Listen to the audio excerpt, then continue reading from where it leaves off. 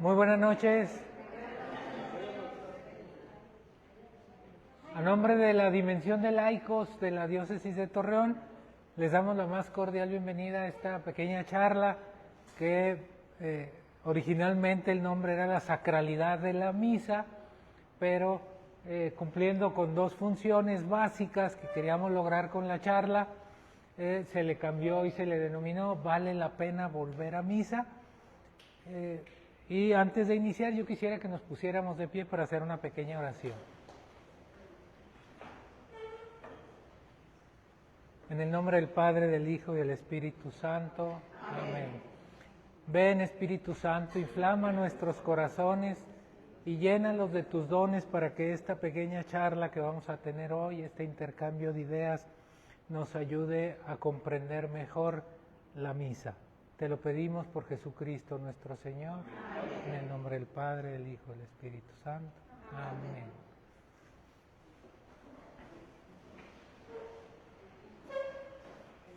Muy bien. Adelante, adelante. ¿Todos saben qué son los laicos? ¿Sí? ¿Sí? Todos aquellos que no estamos consagrados, ¿verdad? Todos aquellos creyentes que no estamos consagrados. La Dimensión de Laicos está conformada por 14 diferentes organizaciones que tienen muy diferentes carismas, les llaman ahora, ¿verdad? Muy diferentes vocaciones, y una de ellas pues es el aspecto doctrinal, el aspecto educativo, pudiéramos decirlo así, de nuestra fe, con la idea de que podamos ir a todas las diócesis, a todas las parroquias de la diócesis o a otras diócesis si nos invitan también, para poder llevar a cabo las diferentes actividades que nosotros realizamos. Con Gaby, mi amor. Entonces, aquí, como nos dice, está basada la charla en el derecho canónico, en documentos papales y en los padres y doctores de la Iglesia. Y en ese sentido, pues, a un servidor, pues, a lo mejor a muchos de nosotros, nos ha tocado alguna situación en misa que no nos gusta, algunas situaciones que se dan luego con algunos sacerdotes. A mí me tocó en alguna ocasión el hecho de sentirme muy ofendido por un sacerdote, que eso a mucha gente la lleva a retirarse de la iglesia, a dejar de ir a misa. No voy a misa porque el padre no me gusta, porque me cae gordo, porque no lo sé. Me hacen caras. El otro día, nos ha tocado a todos, me iba a sentar y no querían que me sentara ahí porque ahí iban otras gentes, y a la hora que me quise sentar me quitaron la silla y se enojaron, y entonces dice uno, voy y me hacen caras, o voy, no lo sé, ¿verdad? Y entonces dejo de asistir a misa por alguna de esas circunstancias terrenales, pudiéramos decirlo así específicamente, ¿no? Y entonces, pensando pues en esas personas en principio que se han alejado de la misa por alguna de estas circunstancias, es que realizamos la charla. Y la otra, por todas aquellas situaciones que luego se dan en misa, que pues, vamos viendo a veces de manera creciente que son situaciones que no debían de estar en la misa, o que no sabemos si se deben de hacer o no se deben de hacer, ¿sí? Y estamos entonces con esas dudas en misa. Buscando cubrir esas dos situaciones es que realizamos pues esta pequeña charla, y buscamos que tenga todo el apego doctrinal. Si algo de lo que nosotros comentamos aquí está fuera de lo que es propiamente la doctrina de la Iglesia, bueno, pues nos retractamos y nos ajustamos estrictamente a lo que es. Por eso yo le quiero agradecer mucho la presencia y el que nos haya facilitado este salón al Padre Ramiro, para quien les pido un aplauso, por favor.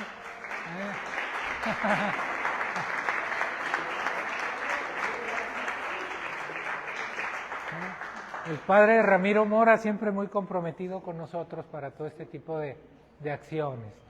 Muy bien, entonces, Yo estoy cierto que muchas de las personas, sí, padre, sí, yo estoy cierto que a lo mejor muchas de las personas que nos acompañan saben más de la misa que yo, ¿verdad?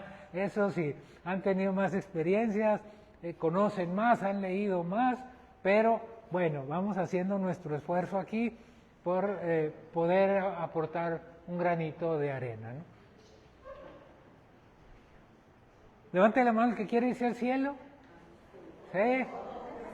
Todos nos queremos ir al cielo, ¿verdad? Y luego nos preguntan, ¿quién quiere morirse? Nadie. Y entonces, ¿cómo nos queremos ir al cielo, no? Pero bueno, ¿todos nos queremos ir al cielo? Sí. ¿Todos queremos ser santos? Levante la mano el que quiere ser santo. ¿Sí? Todos queremos ser santos. ¿Sí? Ahora díganme, ¿quién ha desarrollado un plan de vida, de acción, de trabajo para ser santo? ¿Quién sigue un plan? Yo caí en la cuenta el otro día, porque voy a misa, y cada vez que voy a misa, hazme santo, Diosito, hazme santo, ¿verdad?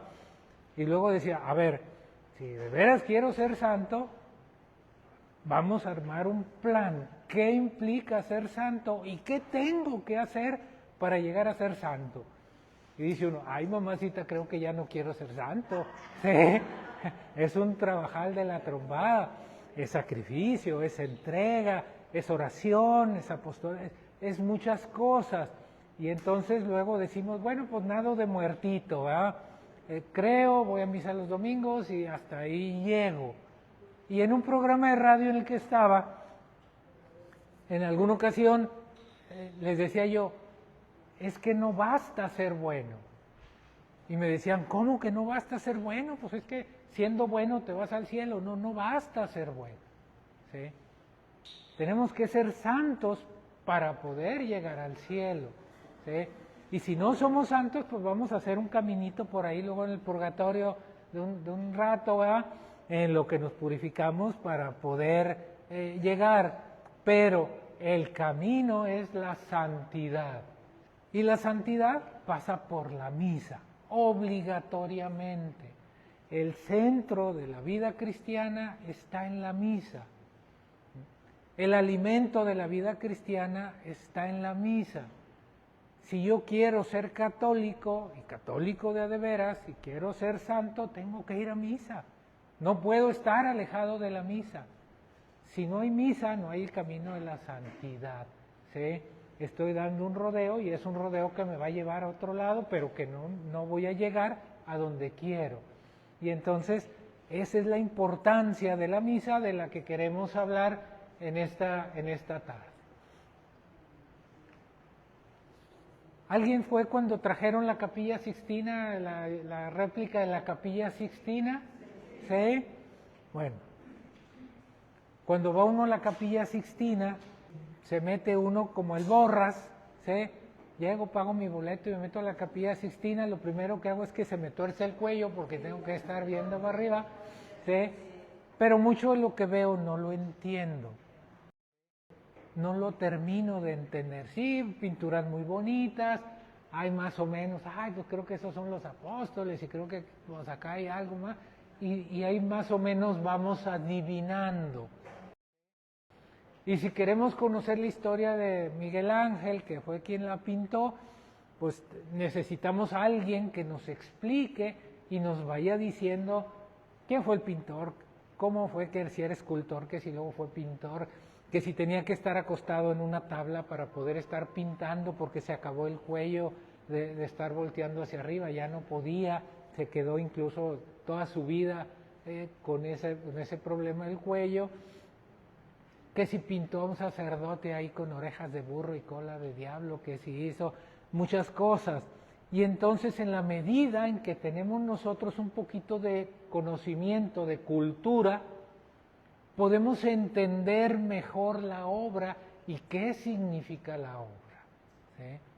Por ejemplo, si ustedes recuerdan, ahí en la Capilla Sixtina está Cristo con un tono severo, está la Virgen como queriendo interceder y Cristo como diciéndole no.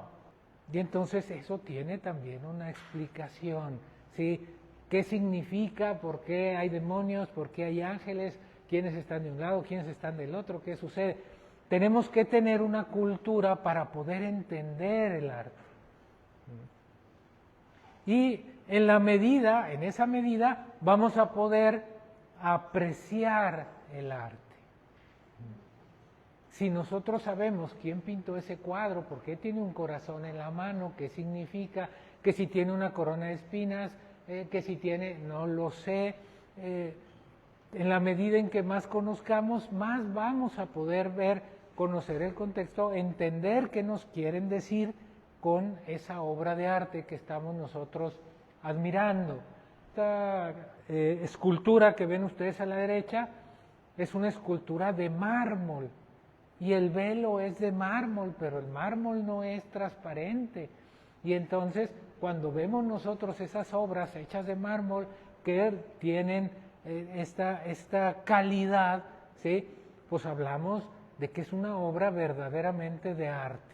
Si ustedes ven el David de Miguel Ángel, si ustedes ven muchas esculturas, tuvieron que estudiar muchos años para que se les pudieran ver las venas en las manos, el cuello, todos los detalles, el rostro, las facciones, etcétera, etcétera.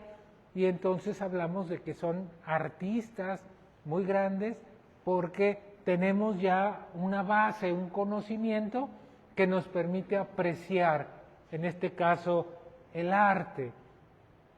Pero si no tenemos conocimiento, ¿sí? Pues nos podemos ir a cualquier museo del mundo, de la Ciudad de México, a ver las nuevas obras de arte que se están exponiendo, y entonces pues siempre hay un tarugo que paga $6 millones por un plátano y luego lo desprende y se lo come y ya pagó por una supuesta obra de arte, ¿no? O una serie de rayaduras por ahí nada más, de manchas, ¿sí? Gente que agarra una brocha y empieza a aventar pintura de colores sobre un cartel, ¿sí? Y ya es una obra de arte, ¿no? Y entonces si nosotros no tenemos conocimiento, pues a lo mejor sí vamos a pensar que todo eso es arte. Pero una persona que realmente conoce puede diferenciar, puede apreciar. Y lo mismo sucede en este caso con las joyas. A lo mejor a mí llegan y me enseñan un anillo y a lo mejor es un diamante. El hecho de que nosotros no conozcamos el valor de las joyas no demerita el valor. Yo puedo no conocerlo, pero la joya sigue valiendo, aunque yo no me percate del valor. Tiene un valor intrínseco. Y lo mismo sucede con la misa. Si yo no tengo una cultura, si yo no me he educado, si yo no he aprendido, si yo no he investigado sobre la misa, ¿sí? Pues no le voy a dar el valor que tiene. Y voy a ir a misa por costumbre, porque así me dijeron, desde chiquillo voy a misa los domingos, ¿sí? Y voy porque tengo que ir, o porque tengo que llevar a mi mamá, o porque tengo que ponerle el ejemplo a mis hijos, o porque tengo no sé qué hacer, pero no le doy el valor que tiene la misa. Y la misa no necesita que nosotros le demos valor, la misa es como esa joya que vale. Si nosotros la apreciamos o no la apreciamos, sigue teniendo el mismo valor, ¿sí? Y entonces vamos con esa mentalidad a tratar de comprender un poquito más algunos aspectos acerca de la misa. En principio es un mandamiento de la Iglesia que dice que asistir a misa todos los domingos, qué bonito, y fiestas de guardar, ¿sí? Y entonces, ¿qué nos dice? Cuando menos vayan los domingos a misa, ¿va? ¿Sí? Vayan los domingos a misa. Y luego vamos a misa y decimos, con que llegue al Evangelio es perfecto. Y entonces, ¿vale la misa si llego cuando van a empezar el Evangelio? ¿Sí? ¿Vale la misa si llego después de Gloria? ¿Vale la misa si llego después de las lecturas? ¿Vale la misa si me voy después del credo? ¿Sí? ¿Después de la comunión? ¿Sí? hablamos de la misa completa, ¿sí? Y muchos de nosotros acostumbramos a llegar rechinando a misa, ¿verdad? Y vemos cómo al momento que inicia la misa, la iglesia está medio vacía y cuando termina está prácticamente llena. ¿Por qué? Porque no tenemos la costumbre de llegar antes, un poquito antes, ¿sí?, de que inicie la misa. Y la misa, vamos a ver nada más la conceptualización, decimos, es el verdadero y propiciatorio sacrificio. En la misa se presenta y se vive y se experimenta el sacrificio real, incruento de nuestro Señor Jesucristo. Yo creo que eso todos lo tenemos más o menos claro, ¿no?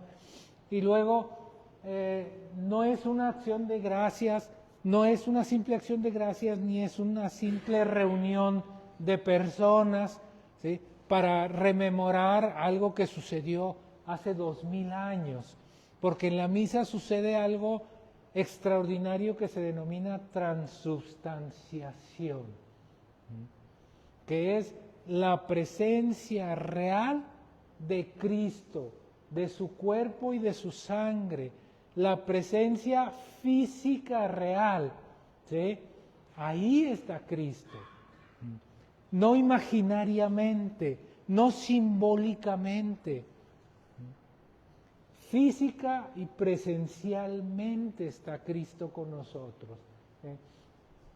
Y durante la misa se hace este sacrificio propiciatorio, es decir, para propiciar, ¿sí?, toda la misericordia, la gracia, el perdón de Dios, de nuestro Señor Jesucristo.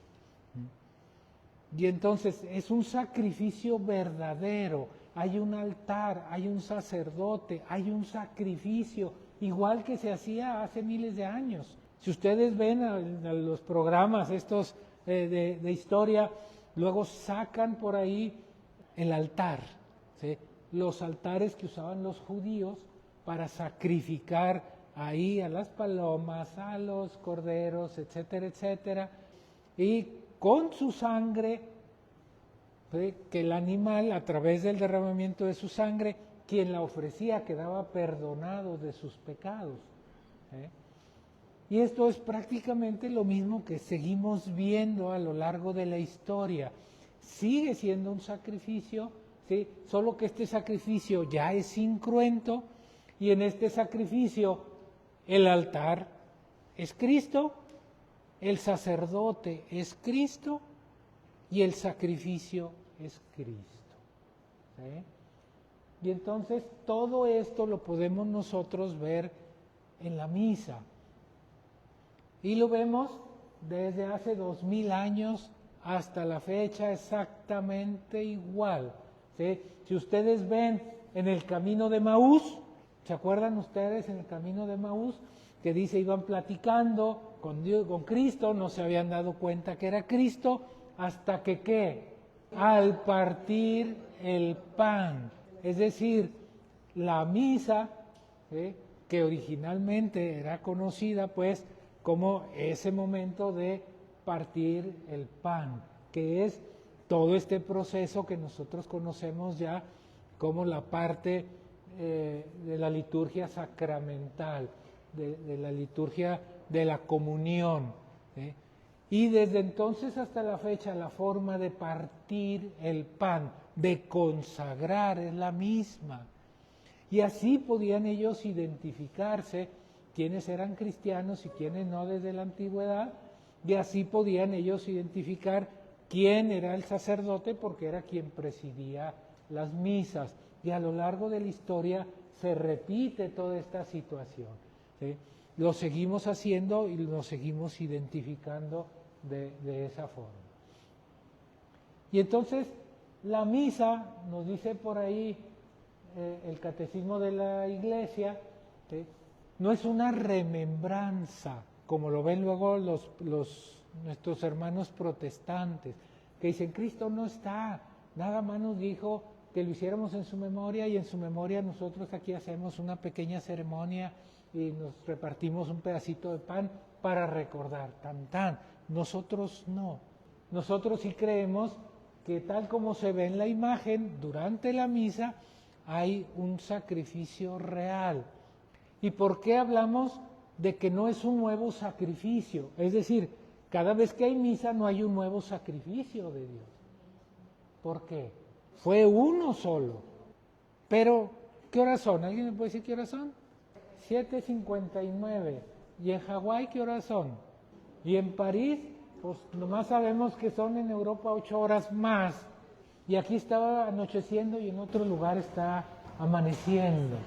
¿Y a qué voy? A que el tiempo es una invención humana.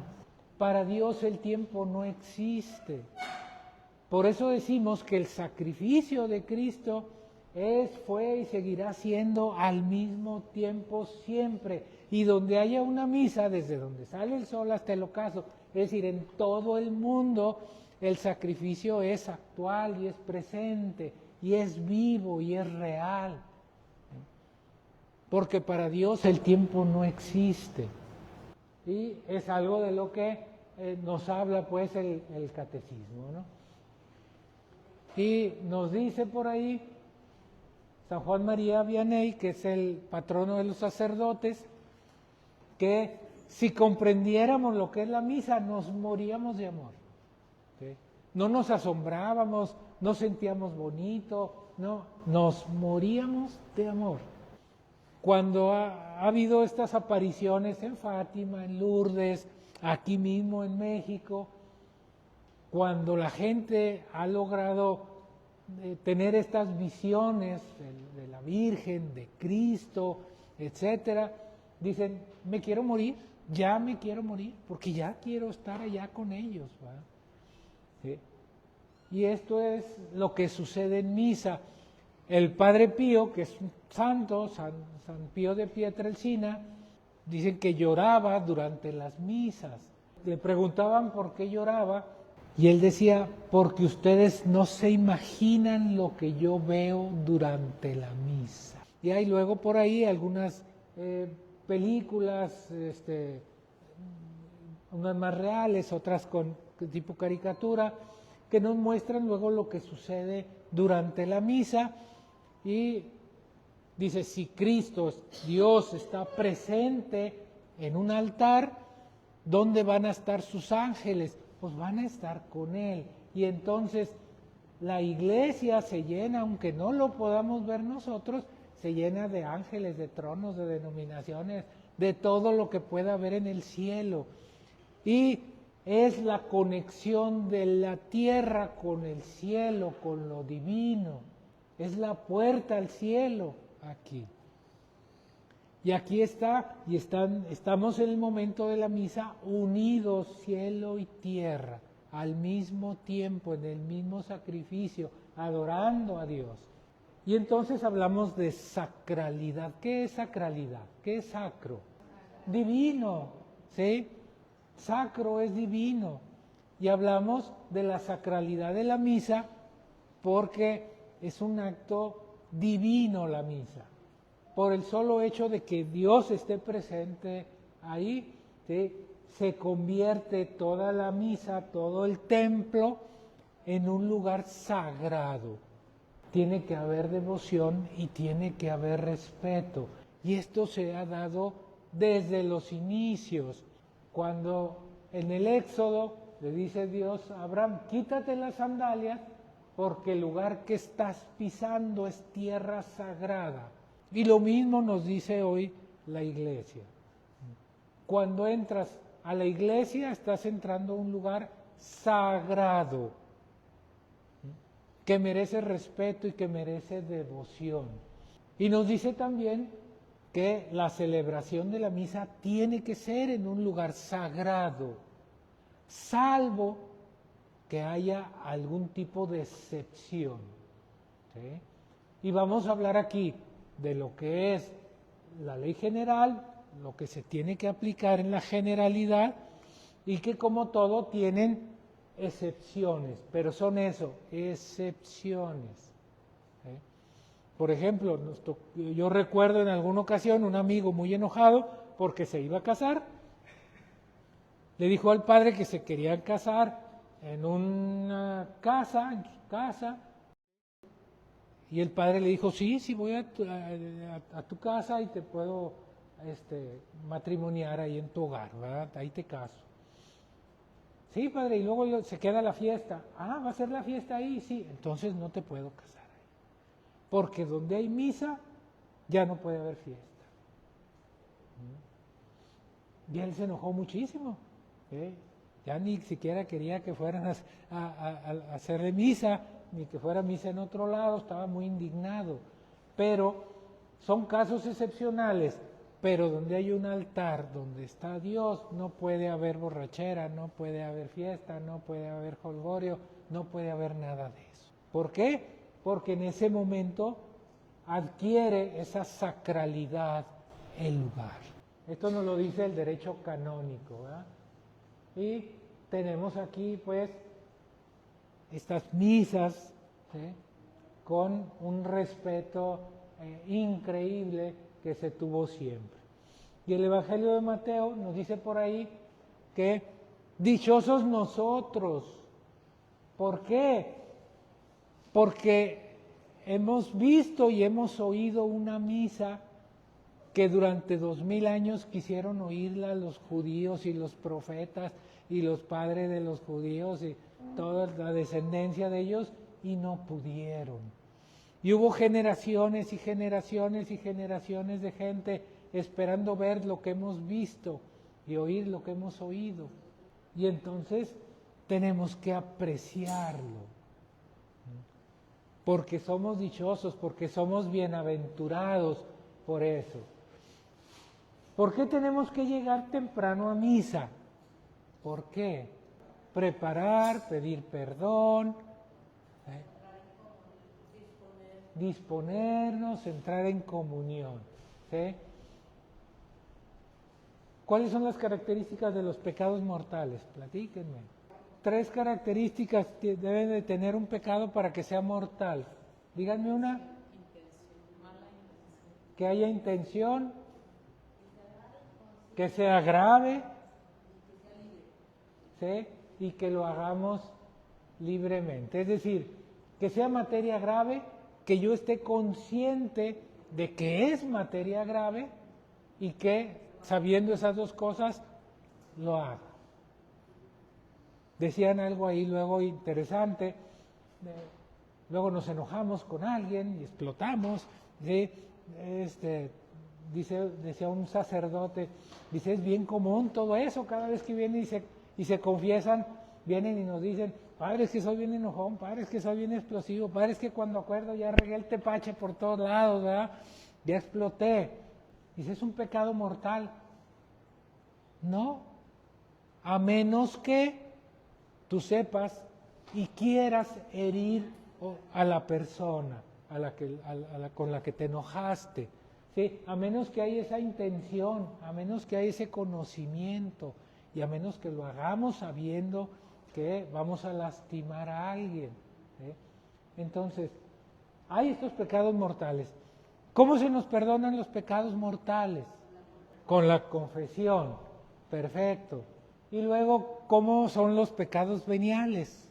Los pecadillos que no son graves, ¿sí?, la mentirilla por ahí que dijimos para salvar alguna situación a lo mejor, ¿sí?, que pues no era grave, las omisiones, antes no existía el pecado de omisión, ahora ya existe el pecado de omisión y yo creo que es uno de los que más cometemos a veces, ¿verdad?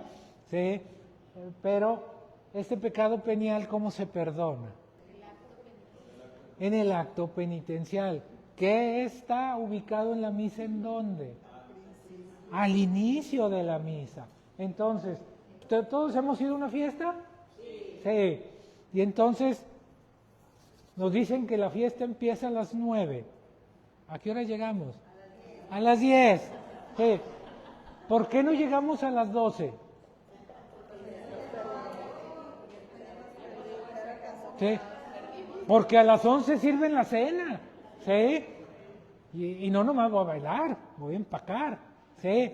Voy a cenar, a ver qué sirven.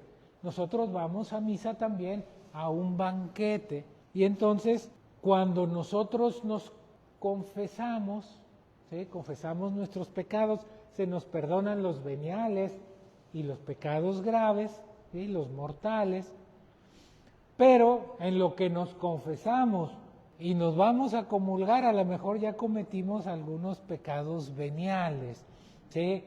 Algunos pecadillos. Más si decimos me confesé hace 6 meses, pues en 6 meses ya traemos un costalito cargando. A lo mejor decimos, pero no son mortales, pero son veniales. Y esos pecados veniales nos lo perdonan al inicio de la misa. Si yo llego al Evangelio, ya no me perdonaron los veniales.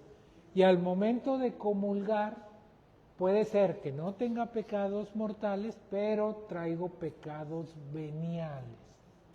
Y lo que se recomienda es que no comulguemos si traemos cargando por ahí pecados. Por eso es que se pide que se llegue temprano a la misa, para que podamos realmente comulgar como debe de ser, limpio de todo pecado, ¿verdad? Después de eso viene la liturgia de la palabra, Isaías 55, 10 y 11. Como baja la lluvia y fecunda la tierra, así es mi palabra, donde llega algo va a suceder. ¿Qué? No sabemos, pero algo va a suceder, ¿sí? Va a germinar, va a transformar algún corazón, va a generar alguna reflexión, va a motivar alguna buena obra. Donde quiera que llegue la palabra, siempre tiene un efecto. Y por eso es que se proclama la palabra de Dios. No, si se fijan cuando se dan las lecturas, no dice Isaías capítulo 15, versículo de... No, porque estamos proclamando la palabra, no es una clase, ¿sí? No es una clase para que se aprendan los versículos y los capítulos y todo lo demás. Es la proclamación de la palabra de Dios, que es una de las 4 partes, pudiéramos decir, de la misa, que esta segunda es muy importante porque a lo largo del tiempo, entre el Antiguo y el Nuevo Testamento, leemos toda la Biblia. Toda la Biblia. Y si vamos a misa y escuchamos los sermones, pues vamos comprendiendo el significado de la palabra de Dios a lo largo del tiempo. Y luego tenemos la liturgia eucarística, ¿sí? Y aquí me gustaría a mí preguntarle, todos hemos escuchado que Cristo hablaba en parábolas. ¿Qué es una parábola? Es una historia sencillita, un cuentito que deja una enseñanza. Esto se usa, si ustedes lo ven con los niños, a los niños les cuentan, no sé, las fábulas de Esopo, que son historias de animalitos que concluyen con una enseñanza para la vida del niño en términos morales, ¿sí? Y lo mismo hacía Jesús. La gente, a los oradores les dicen, o a los políticos, a la gente que tiene que emitir discursos, que la mejor forma de que se le grabe a la gente las cosas es que les cuenten una historia sobre algo, y entonces la gente lo entiende de manera más fácil. Y Cristo enseñaba a través de parábolas, y muchas de las veces, no terminamos de entender realmente qué dice, y nos deja, así como el Evangelio de hoy, ¿sí? El que pueda entender, que entienda. Y el que no, pues no, ¿sí? Pero dice, el que pueda entender, que entienda. No es tampoco tan sencillo entender muchas de las enseñanzas de nuestro Señor Jesucristo a través de las parábolas. Pero Él utilizaba siempre parábolas como la del hijo pródigo. Un hombre tenía 2 hijos y ya nos cuenta la historia, ¿sí? Que nos habla del amor, que nos habla del perdón, que nos habla de una condición humana que todos tenemos de ambición, de lujos, etcétera, y entonces nos da una serie de enseñanzas a través de esa parábola. Pero Cristo también tenía un lenguaje muy directo, muy literal. ¿Qué es un lenguaje literal? ¿Sí? Cuando se acercan ustedes con alguien y le dicen, amigo, te voy a dar la noticia, se murió tu mamá. ¡Ah, su mecha! Dímelo despacito, dímelo suavecito, ¿sí? Venme diciendo, ¿te acuerdas que estaba malita tu mamá? Sí, ¿y te acuerdas que no se quería tomar la medicina?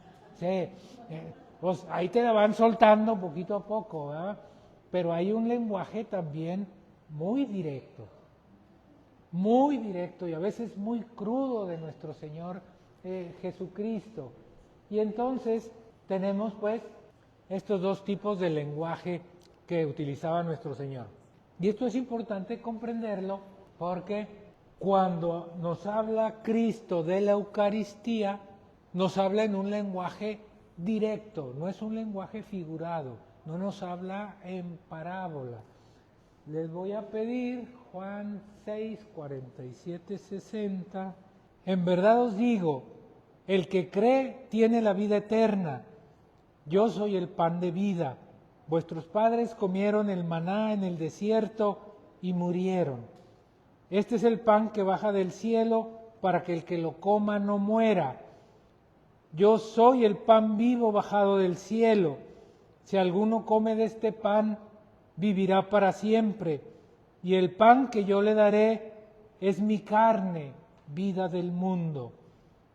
Disputaban entre sí los judíos diciendo, ¿cómo puede este hombre darnos a comer su carne? Jesús les dijo, en verdad os digo, si no comen de la carne del Hijo del Hombre y no beben su sangre, no tendrán vida en vosotros. El que come mi carne y bebe mi sangre, tiene la vida eterna y yo lo resucitaré el último día. Porque mi carne es verdadera comida y mi sangre es verdadera bebida. El que come mi carne y bebe mi sangre está en mí y yo en él. Esto lo dijo enseñando en una sinagoga en Cafarnaún. Aquí viene lo importante. Desde entonces, muchos de sus discípulos se retiraron y ya no les seguían. Si ustedes ven el lenguaje de Jesús, cuando los judíos se indignan, porque dicen, ¿cómo vamos a comer tu sangre y a comer tu carne y a beber tu sangre? Eso es canibalismo. Y el canibalismo está totalmente prohibido en la religión judía, y es condenación, y quien promoviera eso lo debían de lapidar y lo debían de matar, pues, ¿sí? Cristo no les dijo, no se exalten, ¿verdad? Esto es nada más simbólico, esto es una enseñanza nada más representativa. No. Es que eres duro, no podemos entender. Pues yo les digo bien clarito y bien directo. El que no come de mi carne y bebe de mi sangre, no tiene parte conmigo. Punto. Y entonces es un lenguaje totalmente crudo, totalmente directo el del Señor. ¿Por qué? Porque lo que está reiterando y reiterando y reiterando a lo largo de su discurso es que durante la misa vamos a comer su cuerpo y a beber su sangre. Y esta interpretación originó todavía que en los primeros siglos se persiguiera a los judíos, a los cristianos, a los primeros cristianos, acusándolos de canibalismo. Es que dicen que comen la carne de alguien y beben la sangre de alguien, ¿sí? Y entonces los agarraban y los metían a la cárcel o los mataban. Pero Cristo tiene este lenguaje total y completamente directo, no deja lugar a dudas, por aquello de todas las interpretaciones que hacen todos los hermanos protestantes. Luego, tenemos la transubstanciación. ¿Qué es la transubstanciación? Una conversión, ¿qué más? ¿Conversión de qué? ¿Sí? Es el tránsito, ¿sí?, de una sustancia, pudiéramos decir, en otra. Cuando hablamos nosotros en términos filosóficos, vamos, del ser humano o de las cosas, se habla de que las cosas tienen esencia y tienen accidente. Esencia y accidente, ¿sí? Y cuando hablamos de accidente, pues no es que chocaron en la esquina, que se cayeron, que les pasó algo, ¿sí? Una persona puede tener el cabello negro, blanco, rojo, café, ¿sí?, y no deja de ser una persona, ¿sí? Es un accidente el color de su cabello. El color de nuestros ojos es un accidente. Da lo mismo si son verdes, si son negros, del color que sean. Pero eso no nos define a nosotros como personas. ¿Cuál es tu nombre? Martín. ¿Sí? Martín tiene el pelo entrecano. ¿Sí? Va y se pone Just for Men, o qué es lo que se ponen ahí, no sé. ¿Sí? Y luego llega con cabello negro a su casa. ¿Sí? Su esposa, que se llama Norma, se va a reír un rato, ¿verdad? ¿Sí?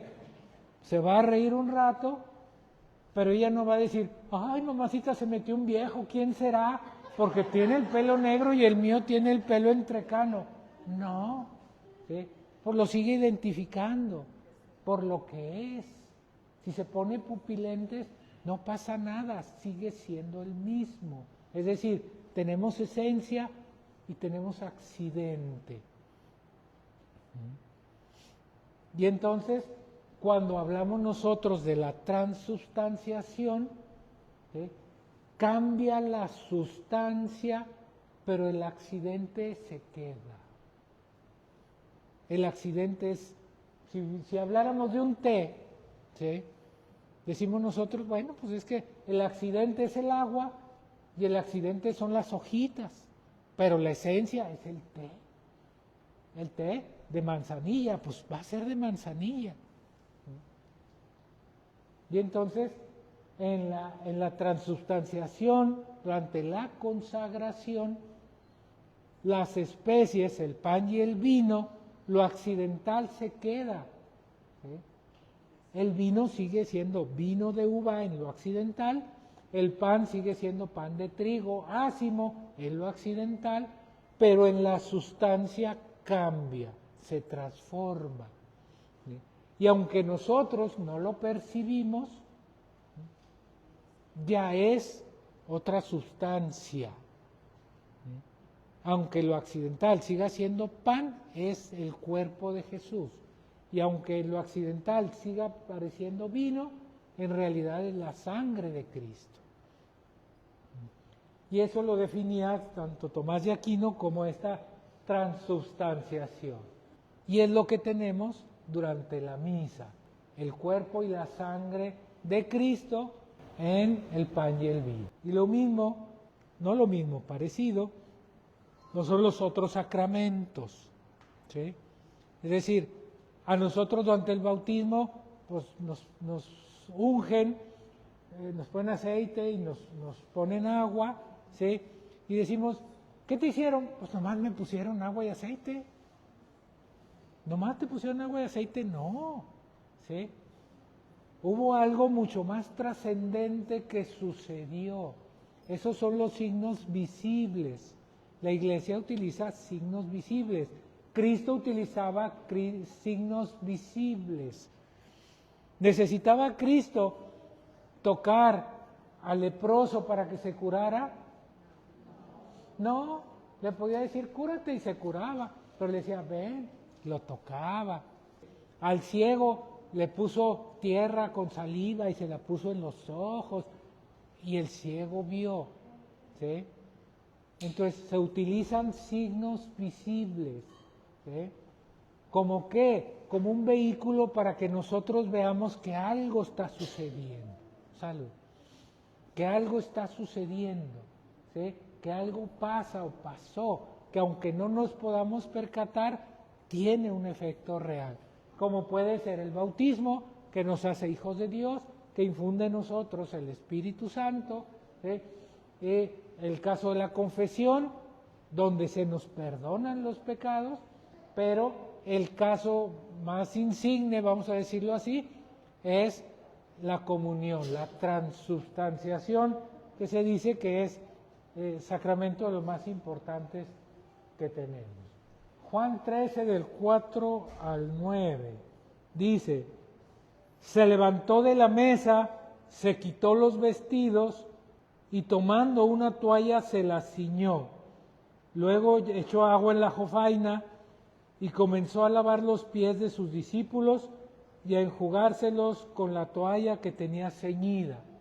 Llegó pues, a Simón Pedro, que le dijo: Señor, ¿tú lavarme a mí los pies? Respondió Jesús y le dijo: lo que yo hago, tú no lo sabes ahora, lo sabrás después. Díjole Pedro: jamás me lavarás los pies. Le contestó Jesús: si no te los lavo, no tendrás parte conmigo. Así sencillito y tajante, ¿verdad? Si no te los lavo, no tendrás parte conmigo. Simón Pedro le dijo: entonces no solo los pies, sino también las manos y la cabeza. ¿Sí? ¿Qué sucede? Estamos hablando aquí de la preparación para la comunión.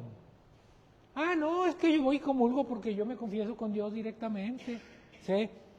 Ah, pues porque sí, puedo tener pecados mortales, pero yo estoy muy motivado porque la misa estuvo muy bonita y yo voy a ir a comulgar. No pasa nada, Dios me perdona. ¿Sí? Y Dios le dice: no, chiquito, ¿sí? Si no te lavas antes, no puedes tener parte conmigo. Podrás estar muy motivado y podrás estar llorando y llegar arrepentido, pero si no te confesaste antes, no puedes venir a comulgar. ¿Sí? Porque no puedes hacer lo que te dé la gana. ¿Pedro no amaba a Cristo? Sí. Y le dijo Cristo: si no te lavo, no vas a poder participar en la última cena. Tienes que venir limpio y yo los estoy lavando interiormente. No era lavar los pies, ¿sí? Era este proceso de purificación de los apóstoles para la primera comunión que iban a tener. Entonces, tenemos pues que para la comunión tiene que haber esa confesión previa, requisito, ese lavado para poder recibir a nuestro Señor Jesucristo.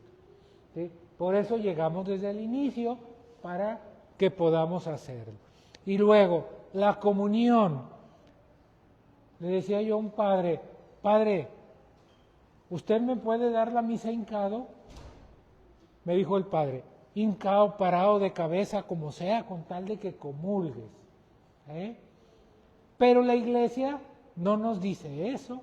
La Iglesia nos dice que la comunión debe ser en la boca y que salvo que haya alguna situación extraordinaria, puede ser en la mano. Situación extraordinaria es que el COVID, ¿qué sucede? Pues ya no te la pongo en la boca porque puede contagiarme de algo y entonces te la doy en la mano para que tú solo la tomes, porque está salvaguardándose la integridad del sacerdote. Casos extraordinarios. Se fue el COVID y se quedó la comunión en la mano y no debe de ser. ¿Sí? La Iglesia nos dice, ¿sí?, en esta instrucción Memorial Domini de la Sagrada Congregación, que la comunión debe ser en la boca. Y ningún sacerdote les puede negar la comunión en la boca, ninguno, ni el Papa, ¿sí? Porque nadie está por encima de la ley, del derecho canónico. Y el derecho canónico dice, la comunión es en la boca. Vamos a ver esta realidad. Las confesiones se han ido cayendo a lo largo de los años. Antes había positivo, hasta 1965, el 19% de la gente que iba a misa se confesaba. A partir de ahí, el 37% de la gente que iba a misa ya no se confesaba. De esos 19%, el 37% ya no, el 85% el 40%, en el 95% el 27%, en el 2005 el 30%. Total, las confesiones han caído en más del 90%. Ya las gentes se confiesan en promedio en México cada 2 años. Sin embargo, la gente que comulga creció del 65 al 90%. En misa le comento a mi señora, híjole, qué bonito, más de la mitad de la gente que vino a misa comulgó. Pero luego me pregunto, ¿y cuánta de esa gente se confesó? ¿Estaba preparada para comulgar? A lo mejor el 10%. Y entonces lo que estamos generando, pues, es una situación terriblemente riesgosa dentro de la iglesia, porque nos dice San Pablo que el que come la carne de Cristo y bebe la sangre de Cristo indignamente, se convierte en reo, es decir, no es para su salvación, es para su perdición, para su propia condenación. Y en lugar de estar salvando cada vez más gente, estamos condenando cada vez más gente. ¿Por qué? Porque ya no nos queremos confesar, porque ya no hay ni confesionarios, ya no funcionan, porque hay un día que a la semana en donde durante 2 horas confiesan y luego llegamos tarde y ya no hay confesiones, pero llegamos temprano y hay muy poquita gente y entonces el Padre termina la gente que hay y se va. Y no nos confesamos por lo que ustedes quieran, pero sí vamos a comulgar. Con todos los pecados que podamos traer, veniales y mortales y todo, me vale gorro. ¿Por qué? Porque yo me confieso con Dios directamente, porque es un Dios de misericordia y me perdona todo. Y aunque el Padre no me perdone y no vaya con Él, no pasa nada, porque eso es lo que yo creo. No es lo que tú creas, papacito. Es lo que dijo Cristo. Si no vienes lavado, no tienes parte conmigo. Y entonces estamos cometiendo sacrilegio. Y estamos fomentando el sacrilegio. Tenemos que volver a la confesión. Todos nosotros creemos que existe la presencia real de Cristo. Cuando estamos en misa y pasa el Santísimo, ¿qué hacemos? Nos arrodillamos, porque pasa el Santísimo, ¿sí? Y el que no se puede arrodillar, ¿qué hace? Hace una genuflexión, ¿sí? ¿Por qué? Porque pasa el Santísimo, ¿sí? Y en presencia del Santísimo, durante la consagración, ¿qué hacemos? Nos hincamos. ¿Por qué? Porque está presente Cristo. Y si nos hincamos cuando pasa y nos hincamos en la consagración, ¿por qué no nos hincamos cuando lo recibimos? Hay una mayor presencia ante nosotros de Cristo, Dios, presente el Señor de los señores, como para que llegue yo muy quitado de la pena, lo agarre con la mano, se comulgue y a lo mejor me limpio las manos y me voy a sentar. Lo cual es una irreverencia del tamaño del mundo. Pedimos nosotros que al recibir al Santísimo lo podamos hacer en la boca y si se puede, como se debe recibir al Rey, de rodillas. Presentaba yo un video, ponen un reclinatorio delante del sacerdote que está dando la comunión y el 90% de la gente que llega se hinca. El que no se puede hincar, ahí paradito se la dan. Pero la gran cantidad de gente de los fieles se hinca. Diríamos que es un instinto natural de nosotros como seres mortales, inclinarnos ante el Creador, ante Dios. ¿Por qué no lo hacemos? Porque no hay reclinatorios. Si hubiera reclinatorios, todos pudiéramos comulgar como debe de ser en la boca y de preferencia de rodillas, ¿sale? Pero esto es pues porque estamos ante el Rey de Reyes, ante Dios presente con nosotros y lo vamos a recibir, ¿sí? Nos dice Filipenses 2, para que al nombre de Jesús toda rodilla se doble en el cielo, en la tierra y en los abismos. Toda rodilla se doble. Y si eso es en el nombre de Jesús, imagínense al tenerlo presente. Decía un pastor protestante, si yo realmente creyera lo que dicen ustedes, que ahí está Cristo en su misa, yo me iba 2 cuadras antes de rodillas hasta la iglesia y no me paraba en toda la misa. A mí no me tocó, pero en la misa anterior, la misa tridentina del Concilio de Trento, desde el momento de la consagración, toda la iglesia tenía que permanecer hincada, porque estaba el Santísimo presente. ¿Qué nos dice también el ordenamiento general del misal romano, que es el que especifica todo lo que debe suceder en la misa? La actitud común del cuerpo que debemos observar, ¿sí? Es decir, lo que hacemos, las expresiones de nuestro cuerpo, ¿sí? La posición de nuestro cuerpo, es signo de unidad de los miembros, es decir, todos tenemos que hacer los mismos ademanes, los mismos gestos, pararnos, hincarnos, inclinarnos, todo lo que la misa específicamente dice que debe de suceder. Favorece la intención y los sentimientos del alma. La intención y los sentimientos del alma. Y entonces nuestro cuerpo debe de responder a todo ello. Y el misal nos va indicando qué es lo que tenemos que hacer a lo largo de la misa, ¿sí? Y no es algo pues que se haga al azar, sino que está perfectamente definido por la Iglesia en este documento. Participación. Se habla de que participemos nosotros en la misa.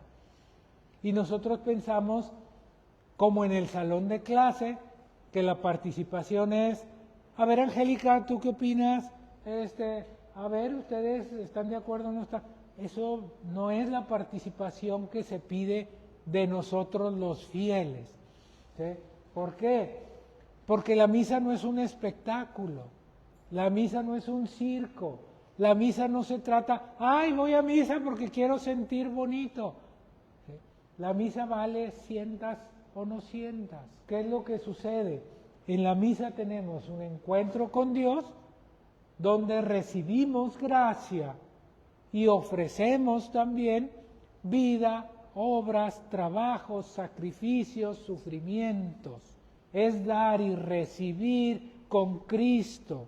Esa es la participación que tenemos nosotros como fieles.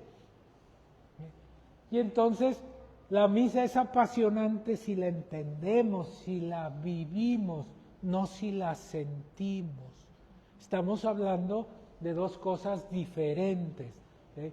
Por ejemplo, al momento de la paz, vamos a darnos un saludo de paz. ¿Y tu nombre? Estela. Estela, es que mi comadre está sentada de aquel lado. Crúcese toda la banca y vaya y salude. Y saludan de beso y se brincan y se voltean. Y empieza el jolgorio. Y se distraen de lo que está haciendo el sacerdote en misa. El saludo de la paz es un saludo, yo lo veo más interior que exterior. ¿Sí? Yo le voy a dar la paz a la persona que está a un lado que ni conozco, ¿sí? Pues la paz. Pero si estuviera la persona que me ofendió, si estuviera aquella persona que me ha hecho la vida imposible, ¿sí?, le daría la paz. Y entonces no es que estemos saludando a todos los que podamos, al frente, a un lado, al otro, para atrás, me muevo, busco a ver a quién conozco. No se trata de eso la paz, porque nos dice Mateo, fíjense el sentido. Por lo tanto, si cuando vas a poner tu ofrenda en el altar, te acuerdas ahí mismo que tu hermano tiene alguna queja contra ti, deja tu ofrenda y ve primero a reconciliarte con tu hermano y vuelve luego a presentar tu ofrenda. ¿Qué nos dice Cristo? Misericordia quiero, no sacrificio. Y nos dice, si tienes algo, si ofendiste a alguien, si alguien te ofendió, es el momento durante la paz que perdones y que pidas perdón. No importa si saludas o no saludas a nadie. Pero lo importante es no romper la misa, porque le damos en la torre, ¿sí? Cada vez que se hace el saludo de paz, se pierde todo el orden, toda la sacralidad que hay en la misa. El coro, les ponía yo ahí, evaluación urgente. Si los fieles cantan, el coro cumple su misión. ¿Qué dice sobre el coro? Hay una parte ministerial y un apoyo a la asamblea. La ministerial, el canto del coro no es un espectáculo ni es un concierto, sino un oficio litúrgico que mueve, que ayuda a la oración. Y hay una parte de apoyo a la asamblea, de animar y sostener el canto del pueblo para una participación más consciente. El Concilio Vaticano II es bien claro en muchas cosas. Si nosotros siguiéramos la misa conforme a lo que definió el concilio en el Sacrosanctum Concilio, que es el documento, y siguiéramos la misa tal cual viene ahí, nos asombraría que no tiene nada que ver con la misa que vamos actualmente. Nada. ¿Por qué? Porque el Sacrosanctum Concilio dice: consérvese el latín como la lengua universal de la Iglesia Católica, para que donde quiera que vayan los católicos escuchen la misma misa, la entiendan y participen como Dios manda. Y en referente al coro, dice: consérvese, ¿sí?, el canto gregoriano como el preferente en todas las iglesias. Y algunos cantos podrán ser en el idioma del país. Pero el canto gregoriano es el canto por excelencia. ¿Por qué? Porque cuando nosotros cantamos en misa, tenemos una reverberación en nuestro cuerpo al momento de cantar, ¿sí?, de que sale el aire, ¿sí?, que nos ayuda a poder estar de manera más profunda en la misa. ¿Qué tenemos actualmente con los coros? Que los coros cantan lo que les da su fregada gana. No podemos cantar porque cada vez cantan con un ritmo diferente y cantan canciones diferentes. Y dice uno, pues ya no cantamos. Los únicos que cantan son los del coro. Y esa no es la finalidad del coro. Pero no podemos meter en cintura los coros. Y los cantos son bien específicos, no pueden cantar otra cosa que no sea lo que está determinado en la iglesia para cada momento de la liturgia. Tenemos ministros extraordinarios, es un laico autorizado a repartir la hostia únicamente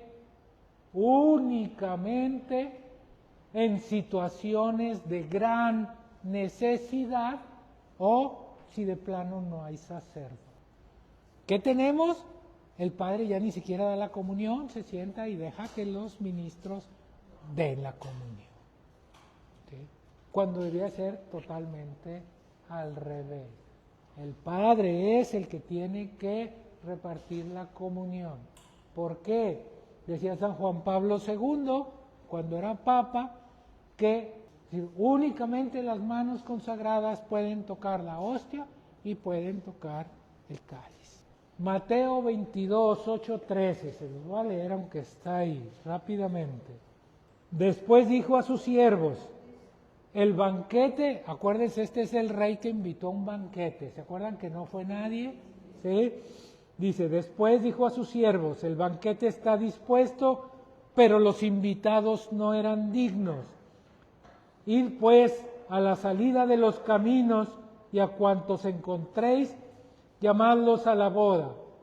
Salieron a los caminos los siervos y reunieron a cuantos encontraron, malos y buenos, y la sala de bodas quedó llena de convidados.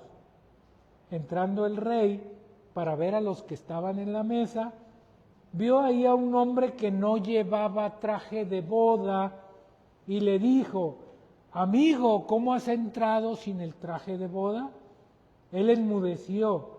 Entonces el rey dijo a sus ministros, átenle de pies y manos y arrójenle a las tinieblas exteriores, ahí habrá llanto y crujir de dientes. ¿Qué nos dice? Todos estamos llamados a misa. Todos estamos invitados a misa, pero tenemos que ir en el traje de boda. Tenemos que ir en el traje de fiesta. ¿Qué es esto? ¿Que vayamos de saco, corbata? No. ¿A qué se refiere? Cuando nosotros vamos, todos hemos estado en saludo a la bandera, cuando estábamos en primaria, ¿cómo era el saludo a la bandera? Derechitos, ¿qué más? Uniformados de gala, ¿qué más? Formados, callados. ¿Qué se cantaba? El himno nacional, ¿sí? ¿Y podíamos cantar otra cosa? ¿Alguna cumbia, algo? No, el himno nacional, ¿sí? Y cuando pasaba la bandera, ¿qué hacíamos? Saludábamos, ¿sí? ¿Y cada quien saluda como le da la gana? No, hay un saludo. ¿Y la mano tiene que estar en una posición?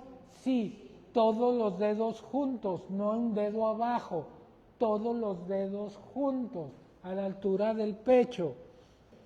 Es decir, si para ir a los honores a la bandera y vamos a cualquier evento donde se hacen honores a la bandera, tenemos que cumplir el protocolo que nos dice Jesús en esta parábola.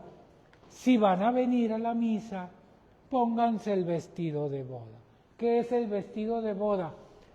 Dejen el chingado celular en su carro, por piedad. No lo pongan en vibrador, porque me está vibrando y estoy pensando, ¿quién me estará hablando? ¿Qué habrá sucedido? Y nos distrae. Déjenlo en el carro, no pasa nada. Guárdenlo en la cajuela.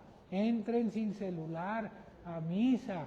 Vístanse como Dios manda. ¿Sí?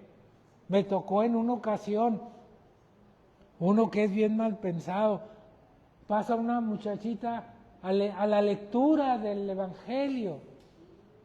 Una muchachita traía strapless y traía minifalda. Y a la hora que se para, al menos desde donde yo estaba, dije, Dios de mi vida, esta parece que está encuerada porque le tapa precisamente de aquí a acá. Y decía yo, parece que está totalmente encuerada la niña. ¿Sí? Ya no está uno en lo que debe de estar. Ya no está en lo que debe de estar. Entonces, vayan bien vestidos. Luego llegamos en bermudas, llegamos con chanclas, llegamos con... No, sí, increíble, ¿verdad? Y entonces, necesitamos guardar silencio, no podemos estar platicando en misa, ¿sí? Porque vamos a misa, no vamos a platicar, platicamos afuera. Ahora resulta que ya quieren meter a los perros y a los gatos a la misa. ¿Es pecado o no es pecado aplaudir en misa? No es pecado, ¿sí? No es pecado, pero no se recomienda aplaudir en misa. Las normas de la misa nos dicen que tiene que haber silencio, que tiene que haber respeto. Una vez que el Padre da la bendición y dice, ite misa es, ahora sí, un aplauso para fulanito que es cumpleaños, un aplauso para el que se sacó la rifa, a ver, entregue la rifa. Una vez que se acabó la misa, ¿sí? Porque entonces se termina esta sacralidad, ¿sí? Y ahora sí se pueden tocar otra serie de circunstancias. ¿Pero a qué nos estamos enfrentando? A que estamos aplaude y aplaude en la misa, que no es lo que se recomienda que se haga durante la misa. ¿Qué es lo que esto es mío, ¿sí? Cuando el Padre dice un aplauso para quién sabe quién, yo no aplaudo, ¿sí? ¿Por qué? Porque no es lo correcto, aunque el Padre me lo pida, ¿sí? Pues no es lo correcto. ¿Por qué me lo pedirá? No sé, pero no es lo correcto. ¿Qué sucedería si el Padre dice un aplauso para el niño que pasó aquí y se hizo alguna gracia y nadie aplaude? Pues ya, no va a estar pide aplausos si nadie aplaude. Bueno, pero a lo que voy es, ¿sí? Que tenemos nosotros que evitar que dentro de la misa estén las rifas, que luego se hacen rifas, y que necesitamos sacerdotes santos que nos eduquen. Y hay sacerdotes que luego dices, ay, este es bien sangrón, porque dijo, señora, ¿qué pasó? Ponga atención, no esté ahí platicando ahí. Le dijo una vez el padre, aquí no esté noviando ustedes ahí arriba, en misa, en lo que deben de estar. Y dice uno, eso padre, ¿sí? O sea, si no nos meten en cintura, pues al rato nos vamos por la libre, ¿verdad? Agarramos monte. Sí. Esto que dice de los reclinatorios, porque ya llegamos hasta los sacerdotes santos. Es opcional, ¿sí? No es obligatorio. No es obligatorio, pero es lo más recomendable. Muchas de las veces dicen, no pongan el reclinatorio porque entonces se van a tardar mucho en el proceso de dar la comunión, ¿sí? Y como la gente llega y lo que quiere es salir rápido de misa luego, ¿sí? Dicen, hombre, se hacen las filas y las filas y las filas para la comunión. Y entonces, por eso entran los ministros extraordinarios de la misa. Hay misas en donde hay un mundo de gente comulgando, ¿sí? Pero esto es opcional, es verlo con los padres y decir, padre, ¿no le gustaría que pudiéramos poner un reclinatorio? Y si la gente quiere reclinarse, pues viene y se hinca y le da su comunión. Y si no, así paradito, no obstaculiza en nada el reclinatorio, ¿sí? Pero son cosas, vamos, que son enseñanzas visuales, ¿sí? Que representan en nuestra actitud corporal lo que estamos viviendo, ¿sí? Sí, sí. Finalmente, lo único que se hace con el reclinatorio es dar la opción de que quien quiera hacerlo hincado, porque así así su fe se lo pide, puede hacerlo hincado, y el que no puede hacerlo parado, no pasa absolutamente nada. Pero son para que podamos ir retomando esa sacralidad de la misa que luego se nos pierde un poquito, ¿eh? ¿Qué pasaría si el Papa nos invitara a cenar? Pues nos llega una invitación, nos invitó a cenar el Papa, su mecha, ¿sí? Me invitó a cenar el Papa, pero el Papa, ahí en el Vaticano son bien estrictos, ¿eh? Las señoras van de negro y con velo, ahí no hay con que yo soy feminista, yo pienso que, y lo que yo creo, lo que usted crea vale sorbete, no viene de negro y con velo no entra, punto, ¿sí? El Señor viene en short, no entra, ¿sí? En la Basílica de San Pedro están las personas en la entrada que no permiten que entres con vestimenta inadecuada. No puede pasar así. Póngase el suéter y cúbrase, ¿verdad? Póngase algo, vaya y compre algo, se lo pone y se cubre, por favor. No pueden entrar así a la Basílica de San Pedro. ¿Sí? Y entonces, ¿qué hacemos? Pues si ya sabemos, pues vamos bien vestidos. ¿Sí? Si eso sucediera en las iglesias, otro gallo cantaría. A mi hija le dijeron un día, no venga así vestida, mija. Y se sacó de onda. ¿Sí? Y yo le dije a la señora, muchas gracias, qué bueno, dígales. Pero le debía decir yo antes. ¿Qué pasaría? Inicia puntual a las 8, hombres vestimenta de gala, mujeres vestimenta negra completa, con velo del mismo color. Ahí se ven las señoras de negro con sus velos, ¿verdad? Sí. ¿Qué hacemos? ¿Llegamos tarde? Por supuesto que no, es el Papa, en bermudas, con mi perrito cargando a la fregada del perro, ¿verdad? Si no puede entrar, vámonos. Llego hablando por celular, por supuesto que no. Y si eso hacemos con el Papa, ¿por qué si lo hacemos con Cristo, que es más que el Papa? ¿Por qué para ir con Cristo, a nuestra cita con Cristo, si llegamos tarde, mal vestidos, queremos meter al perro como si fuera un derecho y andamos contestando llamadas de celular ahí en la misa, ¿no? ¿Cuál es el papel de los laicos? Ya vamos a terminar, ¿eh? Dice, entonces os entregarán a los tormentos y os matarán, y seréis aborrecidos de todos los pueblos a causa de mi nombre. Entonces se escandalizarán muchos, y unos a otros se harán traición y se aborrecerán.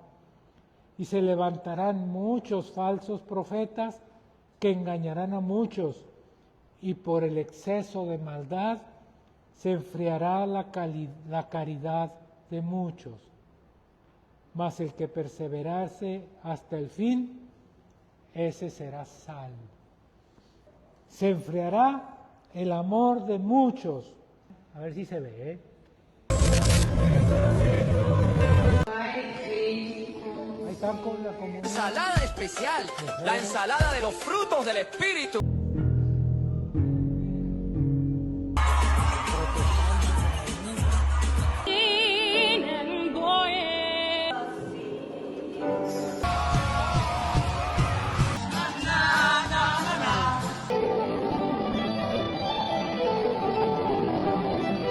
Se llaman abusos litúrgicos. Y es que muchas de las veces decimos, queremos que vengan a misa, pero se aburren porque no la entienden. Y entonces, ¿qué hacemos? Entonces hacemos show para tratar de acercar sobre todo a los jóvenes. ¿Sí? Y suceden cosas como estas, que hacen que, ¿sí? Que hacen que se enfríe el amor de quienes vamos a misa y vemos todas esas cosas en misa. ¿Sí? Hay muchas circunstancias que vemos y entonces hay formatos de quejas y denuncias. ¿Sí? El que quiera le puedo pasar algún formatito que es para que le podamos llevar una cartita al señor obispo, muy bien hecha, muy bien fundamentada, donde diga, señor obispo, se negaron a darme la comunión en la boca, querían obligarme a que la tomara en la mano y se negaron a darme la comunión, eso no está permitido. ¿Sí? Y entonces yo puedo interponer una queja. Padre, señor obispo, ¿qué pasó? Fui y el padre fulano tal día en tal misa dijo que el purgatorio no existía, que era una invención de los sacerdotes, pero que no existía. ¿Sí? Eso no lo puede decir un padre, porque es una herejía, está fuera el purgatorio es un dogma de fe. El purgatorio, un dogma.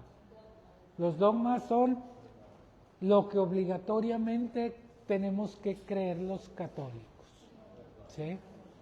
Entonces, ¿qué sucede?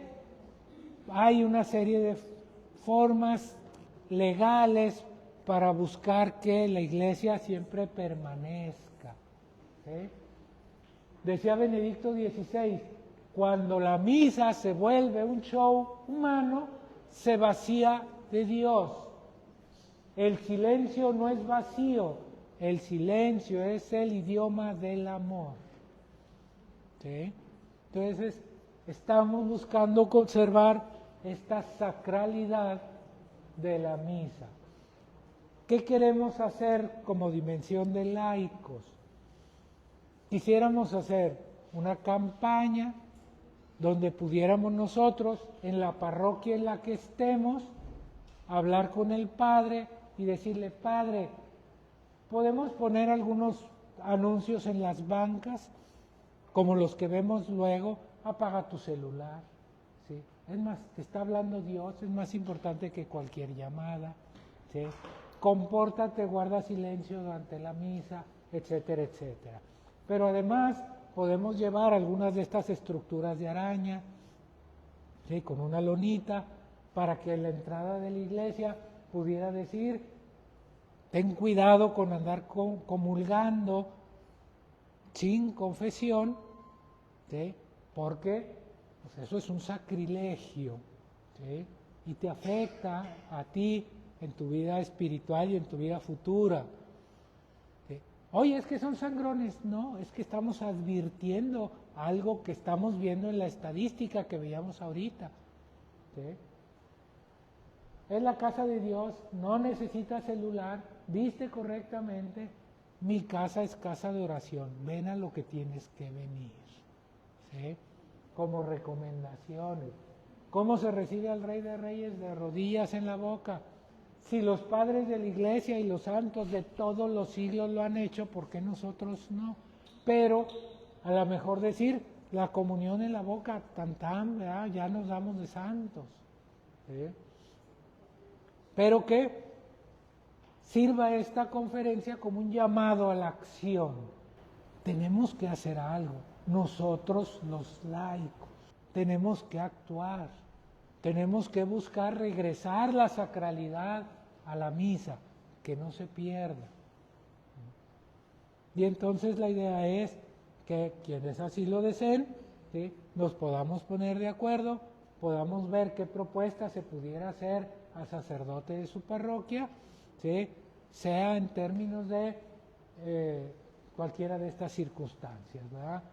Las confesiones, las comuniones, el silencio, los celulares, la vestimenta, la comunión, etcétera, etcétera. Espero que realmente actuemos, que se vea que nosotros estamos conscientes y comprometidos, que no es dejar hacer y dejar pasar, sino que es una responsabilidad de nosotros. Yo lo veo como cuando, guardando las proporciones, obviamente, Jesús le dice a San Francisco, restaura mi iglesia. Y restaurar la iglesia, acuérdense que San Francisco se puso a remodelar una iglesia que estaba toda derruida. Y le decía, no, restaura mi iglesia al interior, ¿sí? Que vuelvan a la frugalidad, que volvamos a la sencillez, que volvamos a la espiritualidad. Y es el mismo llamado que nos hace Dios hoy a nosotros. Restauren mi iglesia. ¿Sí? Volvamos a la sacralidad. Cuando yo estaba jovencito, en las iglesias yo iba y compraba unos folletos EBC, el verdadero catolicismo, y ahí venía todas las dudas que uno pudiera tener, ¿verdad? ¿Por qué te tienes que confesar? A ver la confesión, y venía toda la confesión. ¿Por qué creemos en los santos? ¿Por qué creemos en que...? ¿Sí? Ya no hay, pero está el internet, por caridad de Dios. Cualquier cosa que nosotros querramos saber, nos la dice inmediatamente. ¿por qué el padre hace esto en misa? Te dice. ¿Cómo es una buena misa? Te dice. Oye, ¿qué dice la iglesia o qué dicen los papas sobre este tema, sobre este otro? ¿Por qué debe ser así? Y ahí te dice si puede ser o no puede ser. Entonces, ahorita no tendríamos que tener el pretexto de no saber. Lo que no tenemos a veces es el interés de conocer. Pero el conocimiento está a flor de piel, ahí en el celular, ¿verdad? En cualquier celular les va a responder. Entonces, si es que podamos nosotros acercarnos al conocimiento, porque efectivamente hay 100 sacerdotes en la diócesis, padre. 100 sacerdotes aproximadamente, ¿verdad? En el seminario que antes había 50 seminaristas, pues creo que ya no pasa de 10, una cosa por el estilo. Entonces, no hay poquitos sacerdotes y nos vamos a ir quedando con menos sacerdotes. Entonces tenemos que meternos nosotros, ¿verdad? Tenemos que ayudarle al Padre, tenemos que fortalecerlos. Pero es un compromiso personal de cada uno, ¿sí? Y que podamos realmente tener una acción real. Si no hay algo más, yo les agradezco muchísimo, ya nos extendimos un poquito.